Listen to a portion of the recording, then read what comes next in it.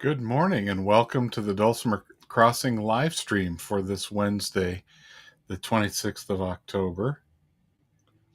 I'm excited to be here with you. That's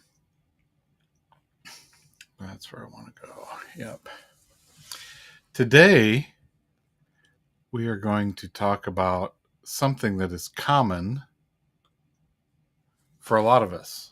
When we're in doubt, what do we do? and the answer is play anything. Now, before we get into that, I want to call attention to what's coming up this week.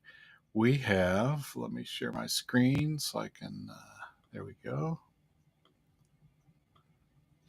Tomorrow, we have a workshop. This one's a special one because it's offered twice in the day. Kristen Hewitt is from Paris, France, and I met him at taking a workshop with him at the Nutmeg Dulcimer Festival a year ago, and was very taken with his approach to the dulcimer. And so he's going to be our workshop instructor this week.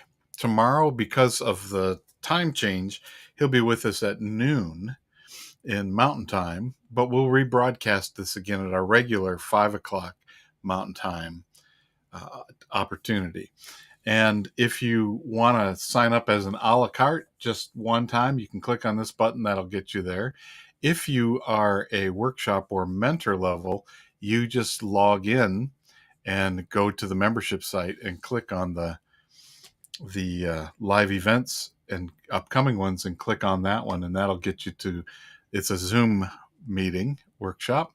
If you are a DIY member and want to have access to that, you just go to our upgrade for this, and you don't have to pay a complete extra workshop ticket because you're already a member. You can just upgrade for that period of time and downgrade when you're ready.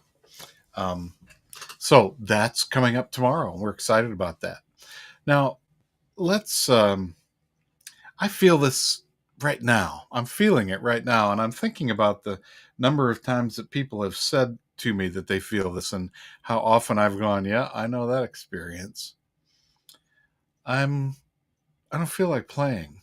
I don't know what to play. There's so much that could be going on. I could be focusing on this.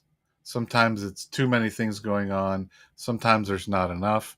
Just the season change. I don't know what to do. And one of my students yesterday was telling the whole class about taking a dulcimer meditation workshop with Kevin Roth, who is in Southern California, who teaches these workshops. And she said it was so helpful for her because she just started playing. and I thought, well, that's the inspiration. Play anything. So I want to do this with the hammered dulcimer. I mean, I'm going to go back and just think about the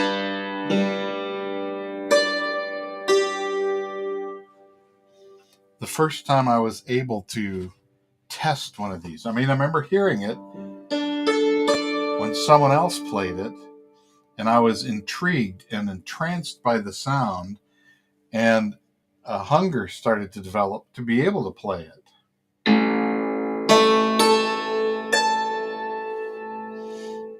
But I didn't have one. So when the opportunity came to get one, and I was able to, well, first I had to play it in the shop, and then I bought a kit. And so it took a week before I had something that could be played. But once it was put together and able to be played, the fact that I could make an inanimate object sing was just amazing. It really, really is. I mean, think about it. This is wood. This is string. It's metal. Got a little plastic here. Wood with some felt. Well, this is suede. But when I excite the string, it makes a sound that just keeps lasting. And if all I do is play the notes that are parallel to each other,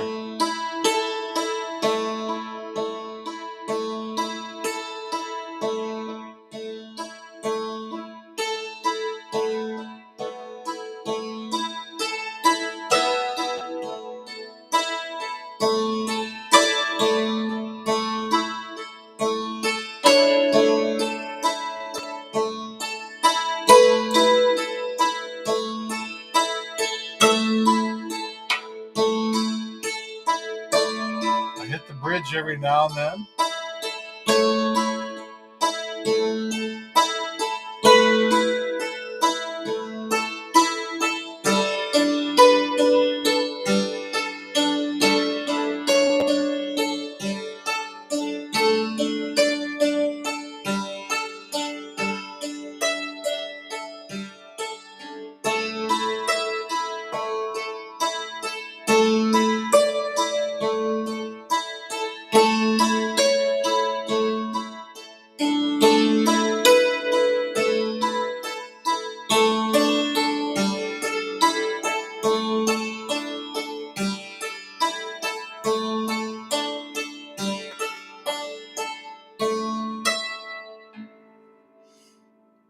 Now that wasn't going very fast, and all I did was start by playing A and the E that's beside it, and I went for the octave.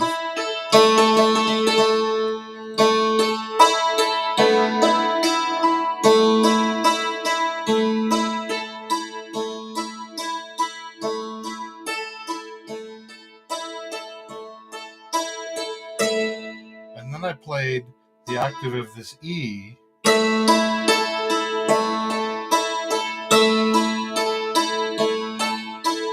And I'm not trying to play a song. I'm not trying to play music. I'm just trying to make sounds. And I'm playing with ideas. And the first option, I kind of liked it. So I thought I'll just walk down that and I'll go back up. And in the process, I accidentally slipped and bumped the D. And I thought, oh, what happens if I play the G and the D while doing that?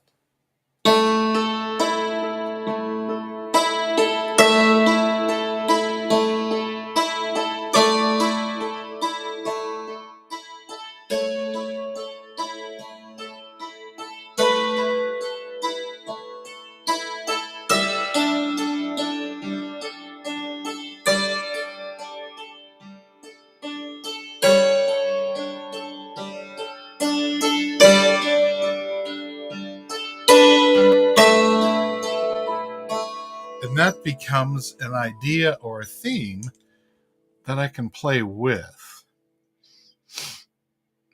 I'm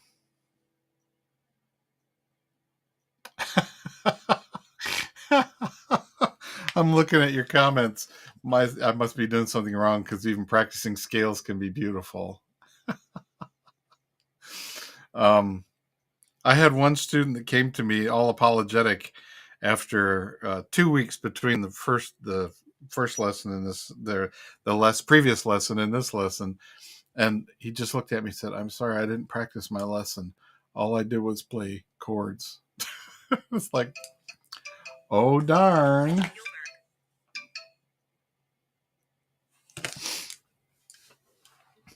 I guess we're just going to have to live with the fact that you spent your practice time playing chords, because it really is beautiful, the sound.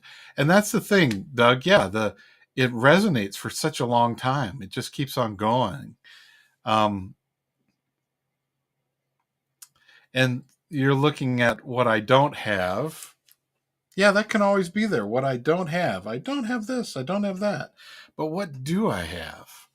My first instrument was a 1312. It was tuned so that the lowest string was a D in this pattern, but it was actually this D that was on the bass bridge. So it had, the layout of the strings as I'm familiar with them on a larger instrument, but the whole sound was higher.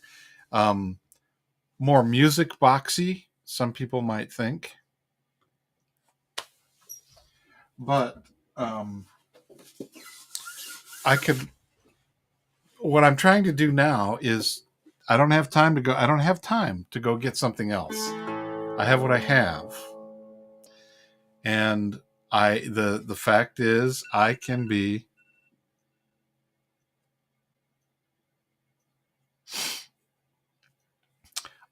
producing. I can do this magic thing of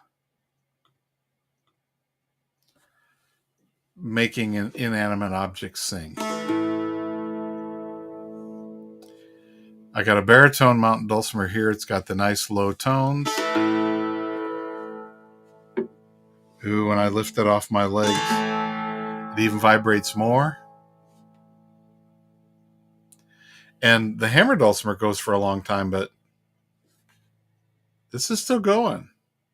I can still feel the vibration.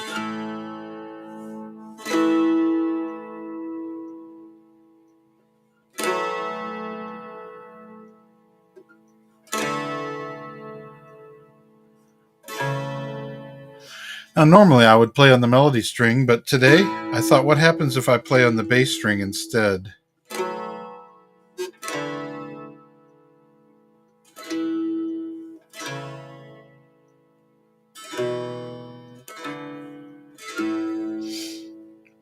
A lot of times when we sit down, we think I've got to start at the beginning. Let's start at the very beginning. A very good place to start. Do, do, do, do, do, do, do, do, do, do. Do, do, do, do, do, do. Do, re, mi. The first thing happened to just happened to be do, re, mi. So what's interesting about the Do a Deer song is it doesn't start at the beginning. Let's start. It starts on the fifth step of the scale. I didn't realize that until just now.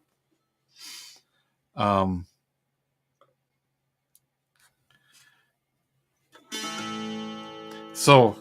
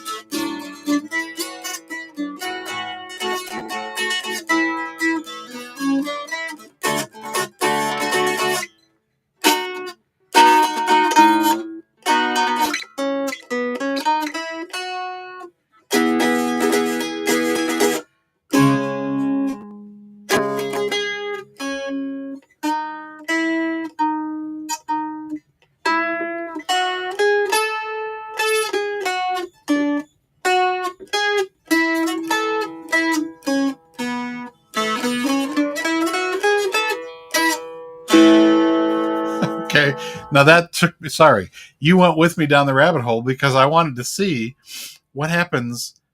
I just thought, well, start at the very beginning. We almost always start at the bottom or the top of the scale when we get ready to do anything, which is a place to start. It's not the only place.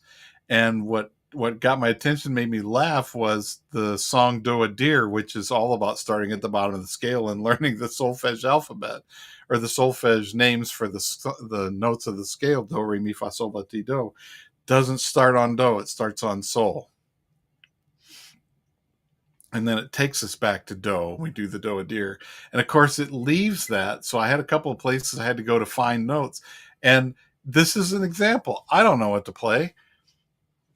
I want to start at the beginning, but it turns out the beginning wasn't the beginning. I had to go find the beginning. So now I'm chasing this tune down a rabbit hole, and all of a sudden I've played. And I've learned a limit. I don't have when I'm playing that F sharp,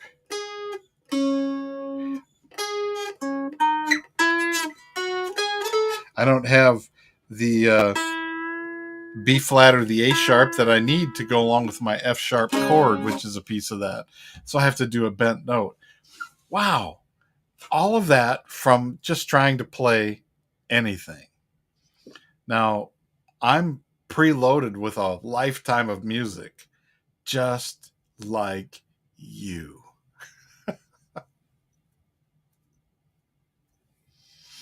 So, if you feel like you're in a rut, so this is exactly boiling cabbage comes out most of the times I sit down. What if instead of boiling cabbage, or what if, instead of me going up, I went down?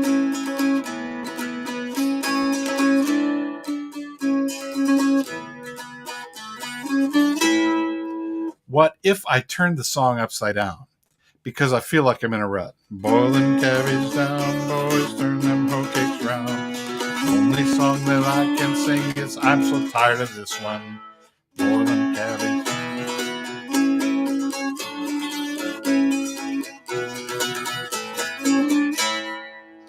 So if I turn the song upside down, all of a sudden it's not the same song, right? And so I've got a variation.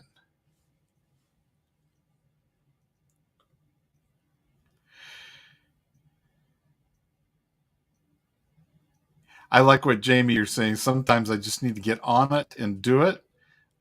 Just the act of making beautiful noise will remind me that this is supposed to be fun and that it actually is. The other thing is we often this is a piece of the funk. Every time I've played in the contests, the national contests many times, and walked away without a prize or a second chance to play many times.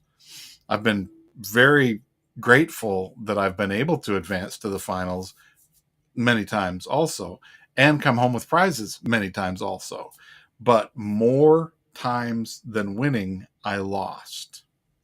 I'm using the words lost in parentheses because um, one of the things that would always happen once they had a contestants tent is we'd go in that tent and draw our numbers to know who's going to play when, and then everybody goes and sits somewhere and starts playing. Every single time I'm listening to so and so saying, I don't play like that. I don't play like that. I don't play like that. I wish I could play like that. I don't like how they're playing. But there's something about I end up in this comparison thing. And my friend Vi um, is more honest about the fact that he's always comparing. Anytime he walks into a room, he's looking around, who else plays fiddle? Who's better than me? And then he goes to those people to see what he can learn from them. And what I realize when I'm talking to him, what I do, the same thing, even though I didn't want to admit it, is who plays and who's better than me, and I'll go the other way. This is my personal first inclination is go away, run away from anyone who might be better than me. And his is an attraction saying, I want to learn from you. He'll play with everybody in the room, but he wants to learn from that person. And I'm just nervous and scared, and so I want to run and hide. It's just a different the way we're put together. Um, so one of the things I noticed is if I tried to change what I'd prepared to be like so and so, it would inevitably be a disaster because I am not that person. I am me. I'm not there to play like them. I'm there to play like me. However much they can inspire me, and they can inspire me for next time. It doesn't have to be for this time. Um, the hunger of I liked what they did and what they were playing made my feet want to dance. I remember telling Lee Rowe that the year he hadn't won it yet, but when he was playing backstage, my feet just kept moving. I said, "Man, you're making my feet want to dance," and it just felt good. And it felt good to affirm him and tell him that. And he said, "Well, thank you." And then he went and won. It's like, okay, well, I'm admiring something about what's happening musically here. And um,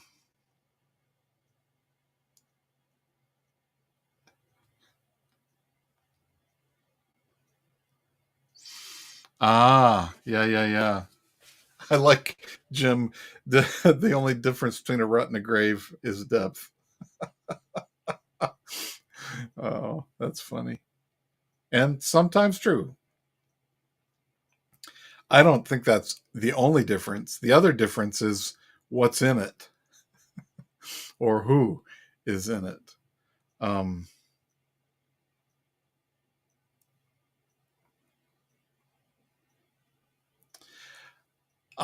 so Doug, it sounds like you and I would both be sitting alone at the high school cafeteria lunch table because we were afraid no one wants to eat with us. This happens every time I'm in a new group. It's the way what it always feels like. And I just have to recognize that this is what it feels like and then go do what I want to do instead of my normal thing.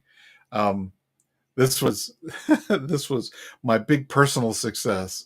One of the high school reunions, it might have been 30 or 25. I don't remember. It was some length of time since I've been in high school. And I remembered being at the last one and with some, anxiety and fear and trepidation, but my wife had gone with me and and she was having such a different experience. She goes, all these people like you. And I said, really? I always feel like no one wants to eat with me. She goes, you're crazy. She says, I don't need to go to this anymore.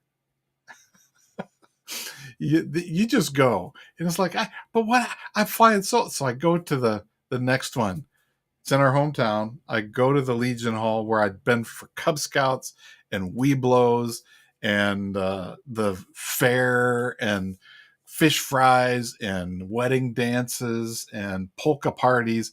Familiar location, but now it's set up for our class reunion.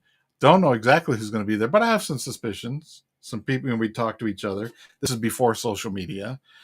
Um, but I walk in, and my first thought was, oh no, who am I going to sit with?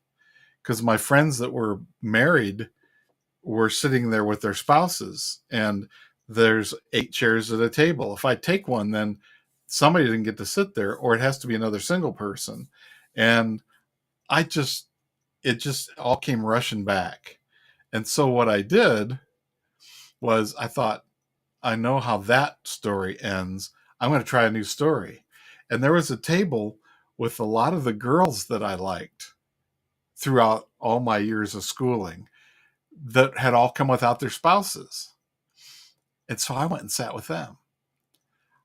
I would have never done this ever before. But I sat down and we were all, unattached. And we were sitting there. And my one friend walked by and says, Yulberg, what are you doing that's sitting at the table with all these beautiful women? And I just grinned at him and said, mm-hmm. And he went back down and sat with his wife at the table he was already at. And I had a blast. We all had fun. I mean, the stories that they told and that I told, and um, it was so much fun. It was so different than what my previous experience had been. So I've experienced the first feelings and made a different choice about what to do. And it turned out wonderfully. So what I'm suggesting is when the feelings come about the inadequacies of the instrument, the inadequacies of me, is smile at everybody and pretend that that's not what's happening. Just sit down. If people are playing in a circle, unless they are in a band rehearsal, especially if it's at a festival or something like that, if they're playing, sit down and play with them.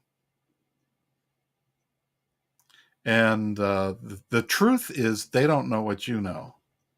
You don't know what they know, but they also don't know what you know.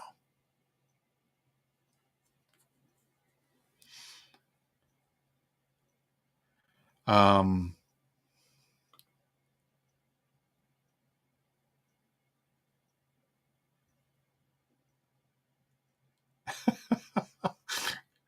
oh, that is funny.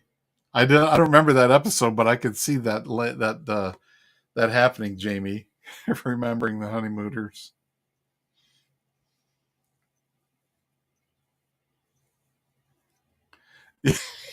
Yes. Whether or not Rumi actually wrote that, I love that as a quote. I mean, I think Rumi could have because Dulcimer's from that culture, but I want to know if that's attributable because I love that. So the thing that we first did was start somewhere. And if you start at the bottom or top of the scale, that's great. If all you do is play in the place you started,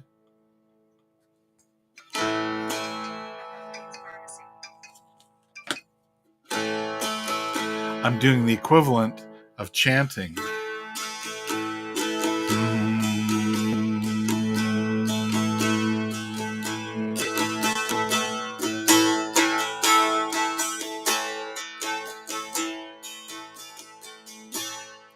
And then because I have these tones going, I can be experimenting with some different rhythms. I might be tired of my rhythms.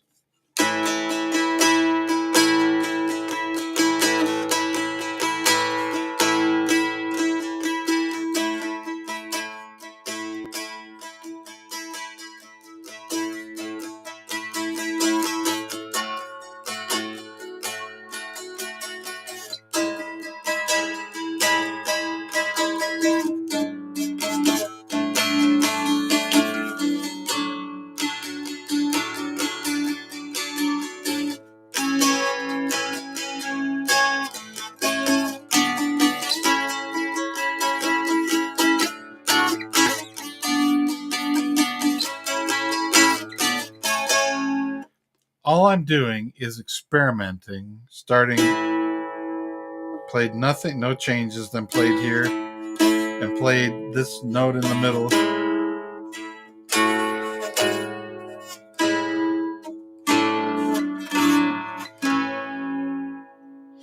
So I strummed and just did something. I played.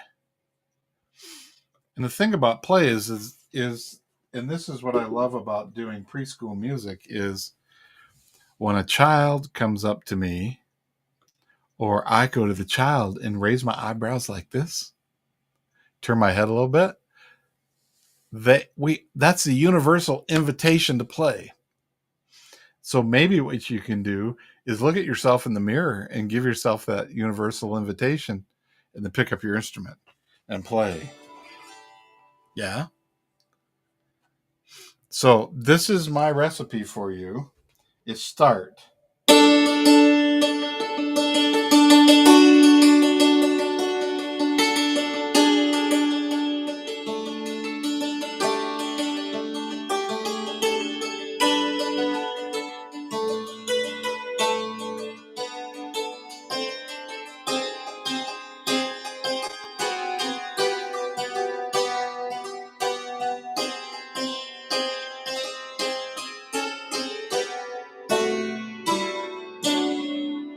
Doesn't matter if you like it. Doesn't matter if it's good. Just play. Play anything. Play anything. And thank you for sharing your experiences here. This is really it's really important that we do what's in us.